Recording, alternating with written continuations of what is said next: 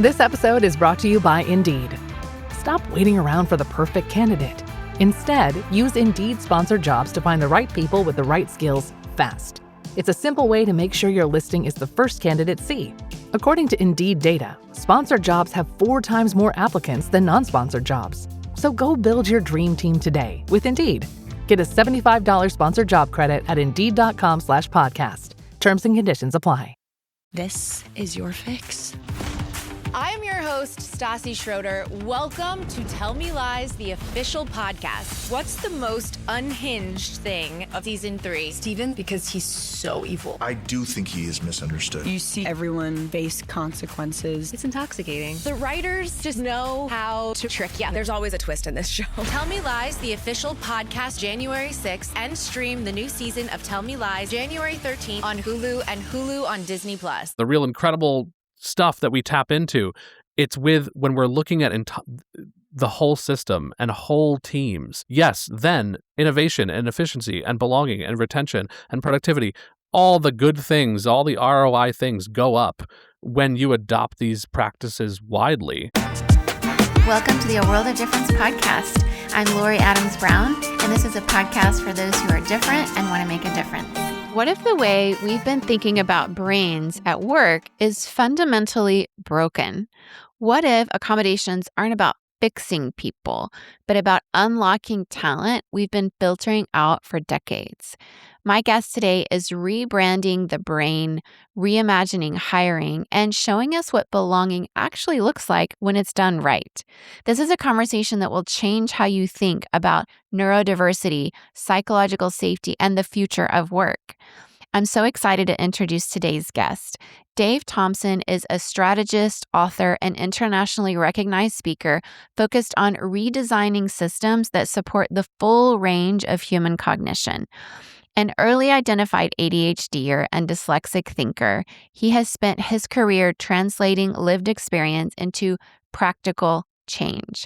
Dave is a program coordinator and visiting scholar at Vanderbilt University's Frist Center for Autism and Innovation, where he works across research, education, and industry.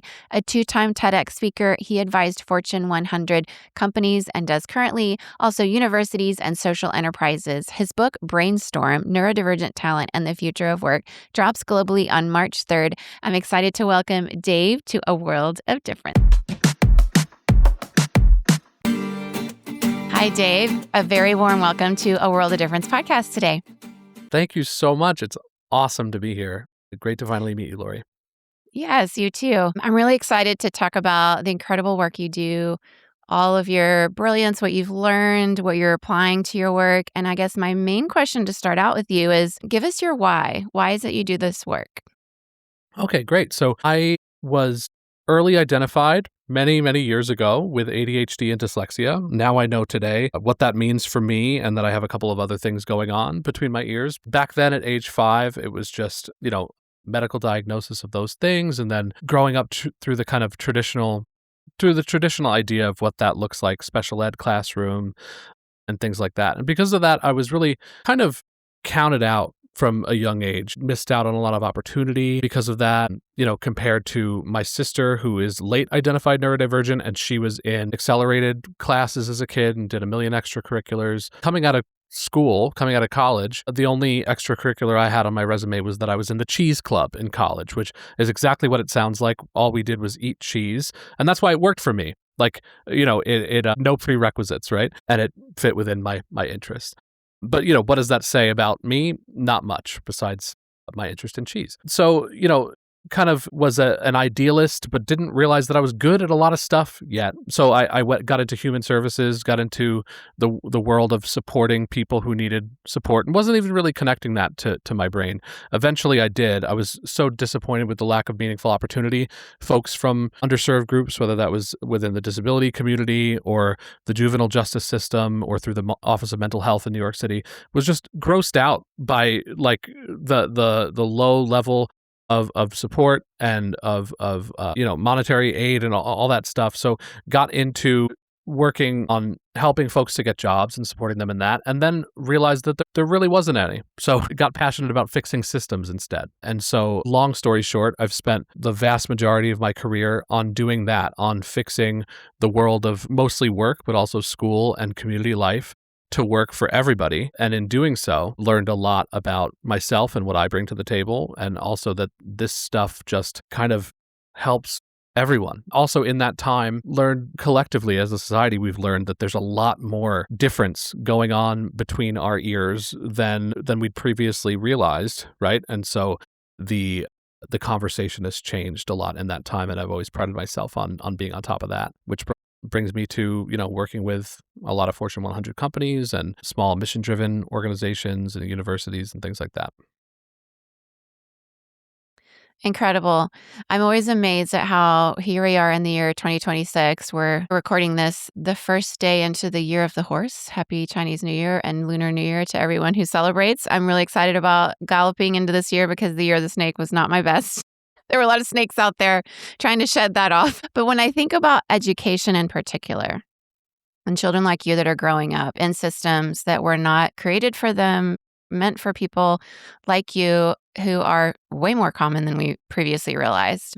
It's heartbreaking to think of all the little kids growing up and still being lost in the system. We have a lot of systems changers here that listen to the podcast because I think many of us, for whatever our niche is, we've gotten to a point where we realize taking care of the bodies down the stream is not as maybe where we want to be at this moment as to upstream, fixing why they're kind of falling downstream. And so you talk about rebranding the brain. And so what does that really mean in practice? And how does it change the way we think about differences and how people learn, work, and communicate?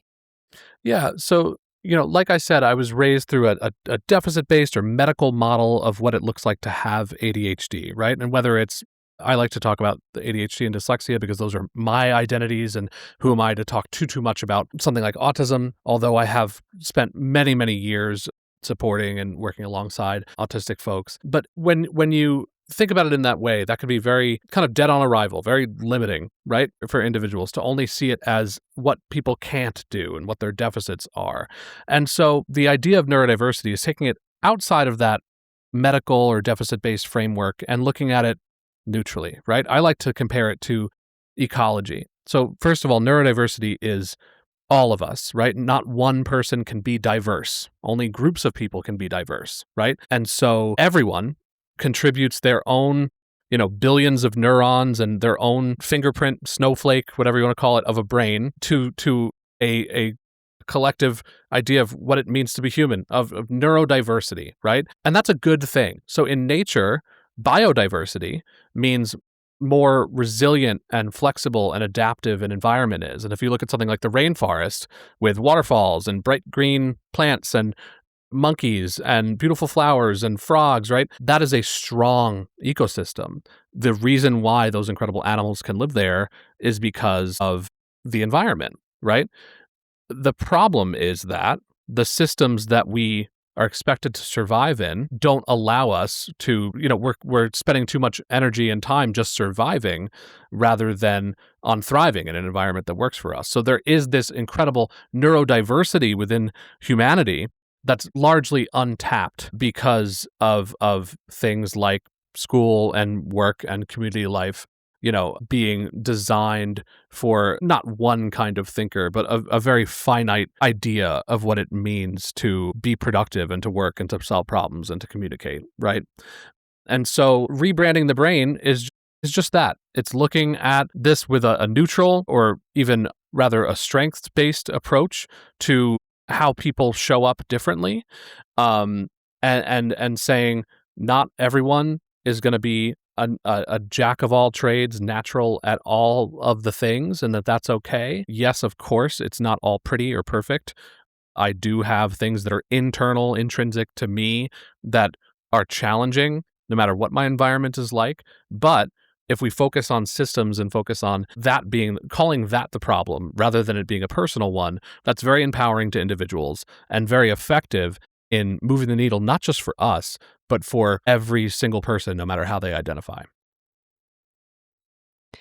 Beautifully said, and actually so powerful. I think many of us, I mean, me included, I grew up near rainforest. I grew up near the Amazon in Venezuela, and then I lived in Singapore, very close to rainforest, and then in Indonesia as well. And so many of you around the world, if you're listening and you're picturing that, you know exactly what he's talking about. But even if you've only seen it on National Geographic, that diversity is some of the things that I think we are so proud of as humans about this planet. It's so inspiring. And yet, you're setting the stage for what we're about to talk about next, which is belonging and psychological safety. And we've gotten away from the DEI terminology here in the United States, but that is something that globally people are still, even in Fortune 100s, really having to measure because of different laws in different places. But I think it goes beyond laws and it goes beyond metrics of who we hire and who we promote. It's really the culture we're cultivating. Do we have a rainforest culture? Is it safe for little green tree frogs to be here alongside spider monkeys or whatever? Or are we only centering one voice, one type of individual? And so help us understand with belonging and psychological safety, because they get talked a lot about at work. I think both of those have become real buzzwords lately. But help us talk about, not vaguely, but what do these concepts actually look like when they're really done well? Yeah, totally. And I like your tree frog, spider monkey analogy. We could just keep talking about animals all day. But to me, psych safety is absolutely a buzzword right now, and as is belonging. But really, let's get down to, forgetting about any sort of buzzy terminology, even DEI or diversity, equity, and inclusion, any of that word salad.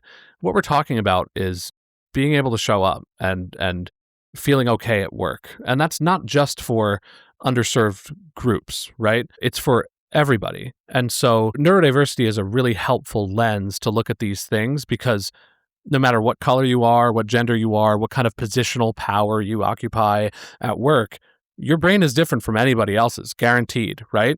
And you have things that you need to be set up for success, and you have feelings and passions and perspectives. And, so to me, psychological safety is being able to show up as yourself, whatever that looks like.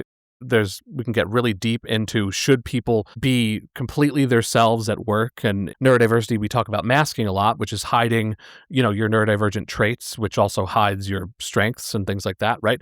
But no one acts exactly at work the way they do at home, right? So we're not necessarily talking about that, but showing up as yourself and feeling included and valued as part of a team, right?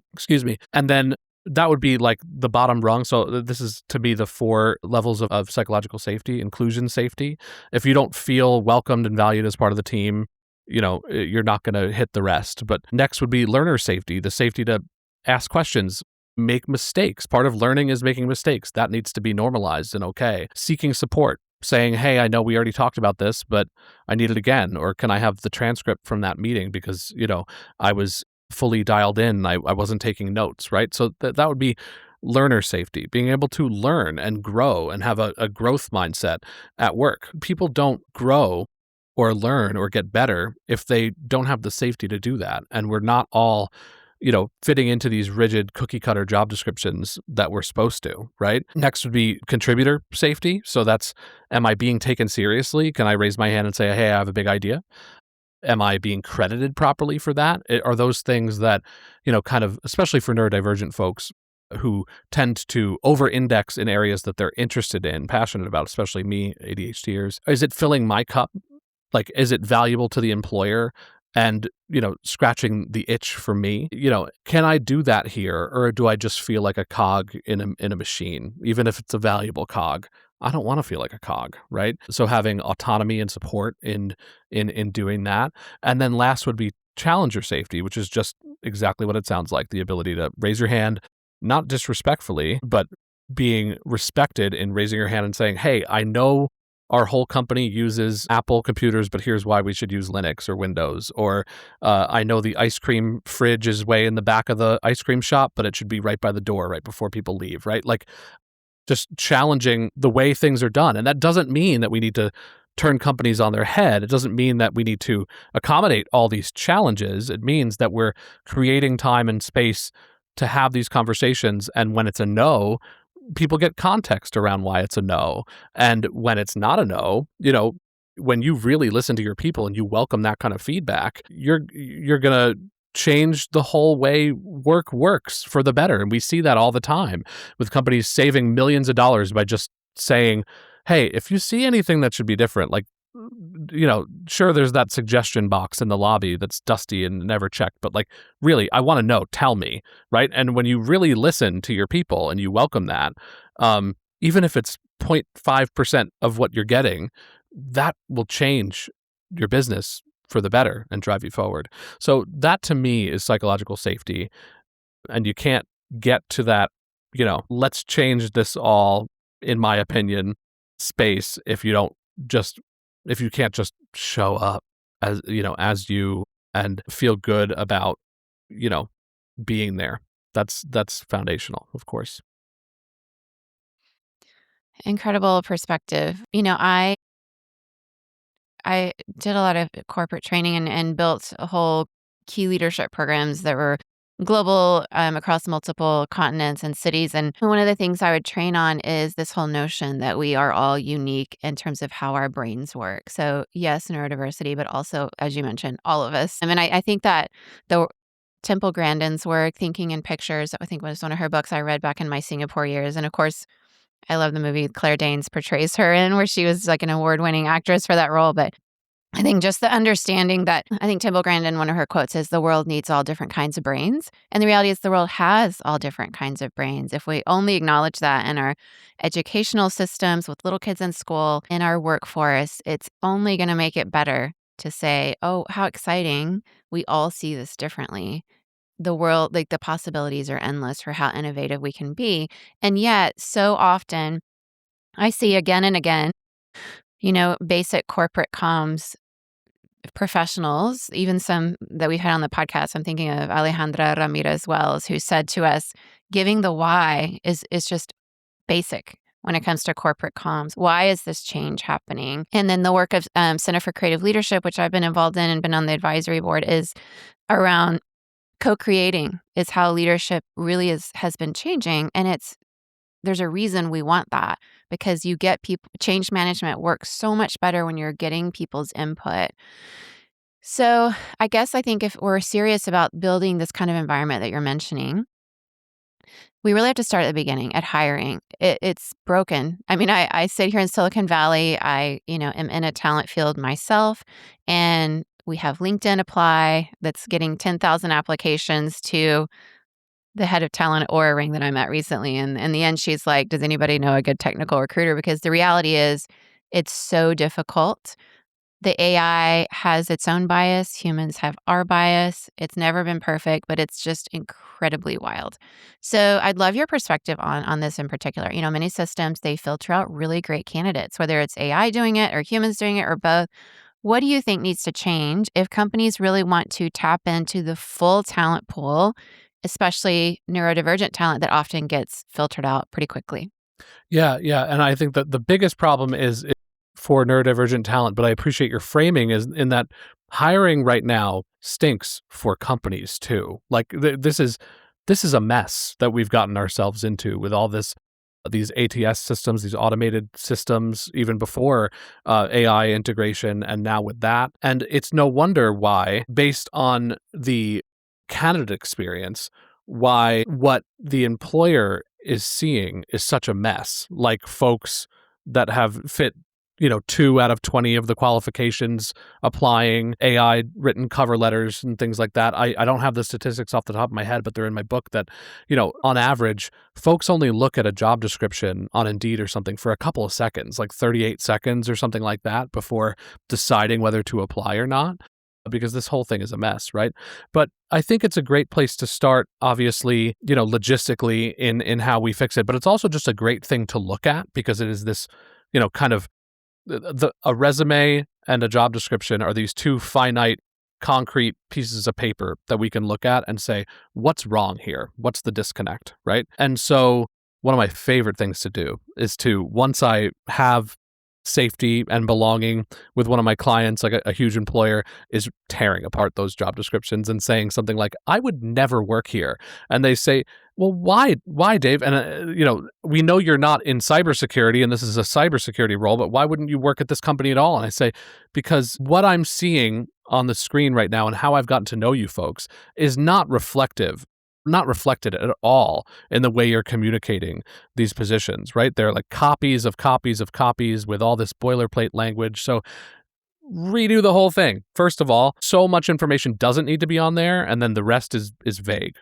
So as far as requirements, I don't think anyone's looking for a Cheese Club alumni, right? But I have a lot to contribute, right? I didn't have these pedigrees from big schools, and now I work for one of the top universities in the country in a leadership role, right? And it took me a long time to get here, not because there was anything wrong with me, but because people were expecting that to show up differently, right?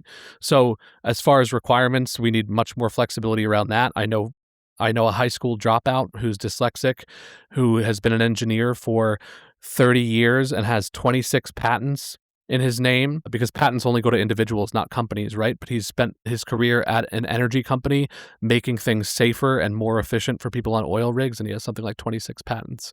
And he would not be able to get that same job today. That's because of, newer requirements, right? So, and then as far as, job descriptions, talk about what it actually is. Like, things like proficient in Excel can mean almost anything. I use spreadsheets every day. I would not call myself proficient in Excel. I have no business doing certain things, and I don't want to. So that would make me self-select out, even though I use spreadsheets every single day. And even if I couldn't do that one function of the job, I'd over-index or over-deliver in the other, 19 bullet points, right? So say what you mean and mean what you say, but also have more flexibility in what this role might look like, I've been very lucky to work at companies where I write my own job descriptions for a long time. And, having flexibility in saying, hey, this, super organized, natural project manager with the same role as me loves doing that and really doesn't like dealing with people or doing learning and development stuff. And Dave loves that. Why don't we just trade? I mean, that would be great, right? I know it's hard in the big corporate world. I know it's hard, but I also see what happens in these small kind of siloed pilot programs that companies have around neuroinclusion. And what we see is incredible, right? So we want to work toward, if you want human capital, you have to be human and show humanity and understand that people are showing up in all different ways with strengths and passions and perspectives. And yes, challenges. And we need to be ready for that. And also invite people in. I could talk about job descriptions all day. Invite people, like, how are you actually letting people know that this may, not guaranteeing that it'll work for them, but what does it look like to work at your company and that they're welcome? They're welcome to show up as themselves and think differently at work. I tell clients, do me a favor. I haven't done it yet, but on a virtual call or something, Google the name of your company and autism or autistic and see what comes up. And it's a good thing you're sitting down if the first thing is Reddit or TikTok, right? This stuff is, neurodiversity, the understanding and enthusiasm and expectation of employers that's come about in the last couple of years around this concept has just exploded, and it's not going anywhere. And so we need to acknowledge it out loud, Incredible. I love listening to your perspective because, the reality is any of us, me included, who's written job descriptions, also co-created my own job descriptions. This is so key. And although it is changing so much with AI, we can't outsource this. This is so key because there's something so humane when we do it right. Because the work we do, and in the United States, we're going to all just admit we are way too identified with the work that we do. Our friends from around the world they give us that feedback, and it's absolutely fair. But I would say anywhere in the world, work is important to everyone. And when we gatekeep that in such a way as to harm our organization because we're filtering out some of the very most brilliant minds that we want and need, because let's just be honest, people that we considered to be the geniuses of history were so often neurodivergent. Like Einstein's a very clear case, many others, right? And so when we think about that, don't we want, Silicon Valley prides itself on having these brilliant, even neurodiverse CEOs and founders of major companies and startups, right? And so if it's wild to think about that we kind of relegate that to the engineering field where we just assume 80% of them are probably autistic, but it's not enough if we gatekeep that. And so I really want to talk about once people walk in the door, that the work doesn't stop there, that we really need to cultivate an environment where we're bringing out the uniqueness of each of us, the fingerprint that we all have, the snowflakes, not in the sense of how that can be a negative term, the snowflakes that we all are. There's a company here called Snowflake. We'll just associate it with that. But I want to talk about the self-advocacy that you talk about in a really compelling way. I bring this up because I'm thinking about yesterday. I was at this conference in Berkeley where we were talking about recognition for employees, whole research from this big organization that did research, I think it was 38,000 people globally, and what their research showed about just being recognized. And the reality is we sat and discussed this around tables. Every employee, whether they identify as neurodivergent or not, is going to have a preference on how they want to be recognized when they do something great. And if you're a strong introvert, whether you're autistic or not, and maybe you're an engineer and you hate public recognition, that would be an actual thing that would make you want to leave the company if you were told, let's bring you up on stage and give a speech or something, Whereas some people, maybe the Enneagram 3s, the performers, they work for that, will work for stage time. And so even when it comes to just recognition, we need to be very much having these conversations. How do you work best? What works for you, whether people identify as neurodivergent or not? But then there's this also other side of the same coin, which is the self-advocacy piece, which can be very, very difficult. So help walk us through your sort of, reframing about accommodations as success enablers. Why does that shift really matter? And how does it change the way employees advocate for themselves with their managers and everybody else? Yeah, I love everything that you just said and so many things I want to touch on. I'll say that in my new book, I have these doodles in Sharpie, and one of them it's called Phobie, which is, FOMO, fear of missing out. But there's also fear of being included. So it's a doodle of someone that is not happy to be at their own birthday party, right? And I like to tell people not everyone wants a birthday party in the break room. I do, because I love cake and I love attention, but not everybody does, right? And so we'll get into success enablers, but a lot of those are social. When we think of accommodations and the Americans with Disabilities Act and rights and laws are really, really important, and I would never like that. But when you think of accommodations, and I've asked rooms full of people before what they think of wheelchairs and Braille, right? They mostly think of physical disabilities and things like that. And also complicated, dusty, paperwork, scary, right? Not everyone has the safety to do those things. It's certainly not about, no one's thinking whether or not I have a birthday party is an accommodation, right? So my idea of success enablers is just that we all, no matter how we're wired, have our own stuff that sets us up for success, whether that's something like how you like to be recognized, whether you want to be in the company newsletter or not, or something like that, and how we communicate, all the way down to those more accommodation-y kind of things like noise-canceling headphones, meeting transcriptions, a standing desk, things like that, LED lights, natural light, flexible work-from-home policies. This really runs the gamut of all the things that set you up for success. So I like to share mine, to give people a virtual tour of my desk. And again, they go beyond my desk because it's not just the hardware and software and fidgets and stuff that I use. It's also that I have a lot of autonomy to do what I do. I'm kind of an entrepreneur, but that I have a very approachable team that's eager to support and bounce ideas off of and things like that. So it's not just physical.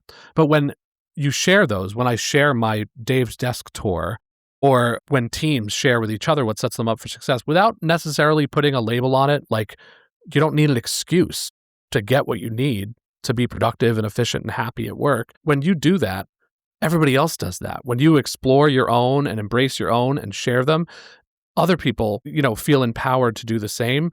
And it is an incredible thing what happens on teams when you just share that stuff. So I always encourage managers, people managers, that it doesn't need to be about your brain, and it certainly doesn't need to have a label tied to it. But if you say, listen, I'm late on Tuesdays because, or I really have trouble rotating PDFs and working in Outlook. I used to work in Gmail at my old company. I really appreciate your support in this.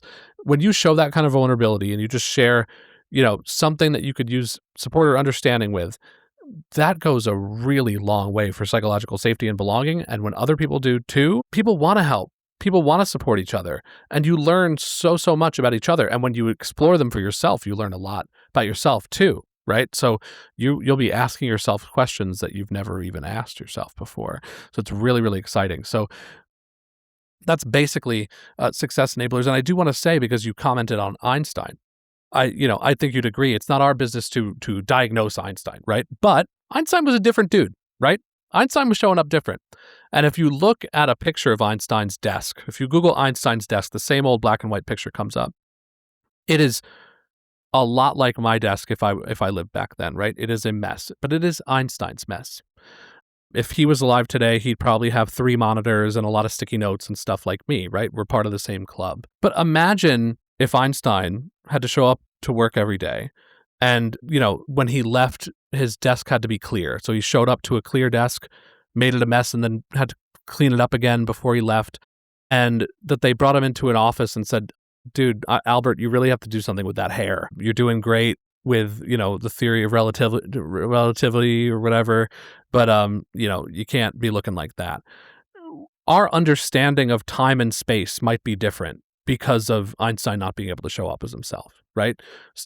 So think about everything that we're missing out. Not only is it the right thing to do for individuals, but think about all the stuff that we've missed out on because of people not being able to get what they need and be who they are.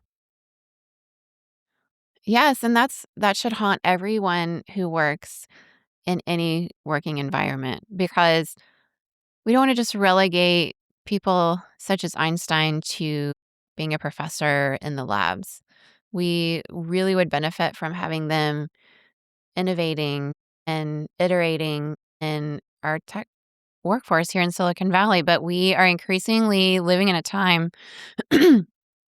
where treating human beings like cogs in a wheel. We thought we had sort of gotten away from this with the Industrial Revolution learnings of our history, or even the more recent history, where we have incredible data to show that when the world shut down with COVID-19, productivity rose with remote workers. And we have all these return to office mandates. If it's based on something truly about innovation, where you're bringing people in and you've really cultivated a scenario where these people in this office, in this physical location, are going to be together for that purpose, then it is true. But if it's just, at worst, a measure of control based on the fact that the, CEO just likes to see that people are working, and it feels like this worker bee sort of scenario, it's not ultimately going to result in what we hope, because the data shows us otherwise. And then, some people and some companies, and we see this quite a bit, will just stamp this ERG, this employee resource group situation, and act like that's the solver. And a lot of organizations, they try to support even the self-advocacy through that groups. I don't know if they have cheese groups, but maybe they do. Maybe Kraft has those. I'm not sure. But you've thought deeply about when these actually work, employee resource groups. Some people call them business resource groups. It's all sort of the same thing. But ERGs, employee resource groups, not only are they everywhere, but when do ERGs, in your perspective, actually drive the meaningful change? And when do they really become more of just something that makes everyone feel good, that we have a symbolic or, part of our organization, instead of truly impactful? So I love that you mentioned the ERGs and BRGs. And traditionally, employee resource groups are kind of seen as like this, almost like an after-school club, like a support group, right? Like, for folks who want to do it. And meanwhile, BRGs, business resource groups, are seen as an asset, and they help, shape policy and drive the company forward. I would really like companies that are leaning on and taking credit for employee resource groups to call them business resource groups, because that's what they're doing, right? It is good for the business that these folks are self-advocating, supporting each other, having conversations about the neurodivergent experience at work, there has been an absolute explosion in employee resource groups around neurodiversity and mental health and disability over the past several years in all different ways. Sometimes neurodiversity is within, the disability group, or sometimes it's combined with mental health or something like that. But no matter what, when you're making space for these conversations, that is for the betterment of not just the stakeholders within it, but the company. I will say a few tips as far as running ERGs. Don't gatekeep. You shouldn't need to show your neurodivergent card to be a part of it. People are looking for safe places to explore this stuff. And also, neurodiversity is all of us. The whole point, why build more walls when we're trying to knock them down, right? So don't gatekeep the neurodiversity conversations. But of course, when you're having neurodiversity conversations, nothing about us without us. And if you're planning an acceptance month, talk or something like that, it best include neurodivergent people, not just speaking or hosting trainings or whatever, but in the planning of that. And then as far as what employers can do, we've seen a lot of challenges around doing anything that can be perceived as DEI on the systems level, at least in the United States lately. And we're seeing more progress happen from, say, the bottom up. I don't like to say bottom, but from the people, from the workforce, the wider workforce. We're seeing more action and progress happening from those folks than we're seeing at the systems level. But they're not funded properly, but they're not credited properly, but they're not taken seriously. Even at some of the best, what I would say are the best big companies doing neuroinclusion work right now, their ERG folks, this is not part of their job, even people leading the ERG. And so they're sneaking around or working extra hours to help run a subgroup of 3,000 people globally, which then the company is taking credit for. So that's gross, right? This is great stuff, and we should be taking it seriously. We should be listening. And if you listen, you know what happens when you listen. Then you got to act, right? So you should show your people that what they're doing matters and that great things happen when you come together and ideate and brainstorm around what the future of work looks like at your organization. Yes, when I think through that, and when you say it out loud in the way that you do, I've had this kind of in the back of my mind as I've seen ERGs, BRGs here in places that I've worked and in friends' companies here. It is exactly what you're saying. It's sometimes treated as if it's a volunteer position, but you're working in it. You're not probably going to be promoted for it. It may be this invisible work that you do, but it's often very visible. It's just not visible in the sense that this would be a stepping stone for what's next for you in the company. And yet it's a significant amount of labor, especially if you think about a neurodiverse ERG and it comes up for, Autism Awareness Month or anything like that. They're going to have a ton of work with speakers and events, and it's an incredible amount of work. So it really does seem as though we should hire for these roles. And it could be a hybrid role where they're doing, ERG part of the time, and then there's some other job function that they're performing. It doesn't have to be that's their full-time job, but surely we can get to the point of not just, as you say, the company taking credit for something that's not going to really help this person grow in their career or get promoted for it or even recognized for the work that they do, which is a significant amount of work and really benefits the company. I'll say also that emotional labor is labor, right? Self-advocacy and advocacy and this kind of stuff is,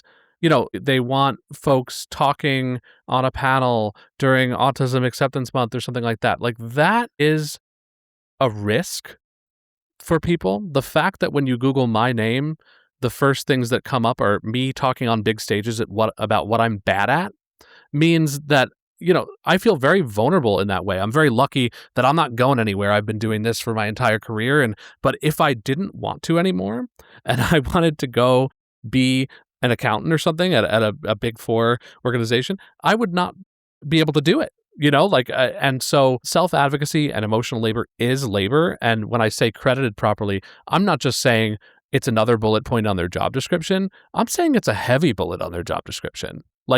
It's a thing. Being vulnerable and sharing your lived experience and sharing what would work better for you out loud is a thing, and a thing that should be respected and taken very seriously. Oof, well said. And I loved your quote earlier that you said, I feel like it's worth revisiting, that if we want human organizations, we need to be human. It's like if we expect humanity, we need to be human. And isn't that just the call for all of us right now? It feels somewhat controversial, or that we need a campaign for it, which is wild that this is the state of humanity, but this is, alas, where we are. But your book, I want to talk about that as we close out here. It drops very soon. Congratulations. I love the name. I'm a big fan of good book names, and I think it's an awesome one. And, what's one thing you hope readers walk away understanding differently from neurodivergent talent after they finish Brainstorm? I think, that what neurodiversity is everyone. What neuroinclusion is good for everyone. And that what's happening right now, and Brainstorm is a bit of a, double meaning for like brainstorm, like problem solving, but also brainstorm like a shift in reality right now. The weather is changing. The fact is that just like our conversations around like AI, or before that, like the .com boom, or before that, whatever, you got to start faxing or have a beeper. Like these big changes that we have in work. You mentioned the Industrial Revolution before, that people say, that you just can't get away from. And right now it's AI, right? This is one of those things. This is the biggest thing to happen to kind of human capital since probably, women's lib and things like that. Like in many decades, the fact that neurodivergent is Googled more than Taylor Swift tickets are Googled is a big deal, right? That's a new stat from my book. But like, it's like, you got to get on board, That's my big thing. There is a lot of the how in the book, but I think that mindset of like what it is, why it's good, and that you better, it is like essential framing. As long as this is still very in the exploratory startup-y phase as far as what we're talking about. It practice is way ahead of research and things like that. But as long as you have the mindset, like a growth mindset, and that understanding, and you're well-meaning, and you want to see companies do better and people do better, that's where you start. And again, there's lots of the how, but like I'm super stoked on the why, and I think the more people understand the why, the better. Love it. Everybody go order Brainstorm. Where can they find you, and where can they find your book? Thank you for asking. Just go to brainstormneurodiversity.com, and my contact is on there. All my TED Talks and media and my offerings as well as the book are on there, but you can get it anywhere books are sold: Amazon, Barnes & Noble, your local bookshop at bookshop.org, wherever you find your books. Thank you so much, Dave. This has been a fascinating conversation. I've learned so much from you, and I know that all the difference makers have as well. As we finish up here, I'll have you join us in our Patreon community. If you're not there, everybody go join us at patreon.com/aworldofdifference, where we'll have an exclusive with Dave. Thanks for being on the show today, Dave. You're so brilliant and so insightful. I've really appreciated this conversation. Thank you. You too. This is great. I'll come back anytime.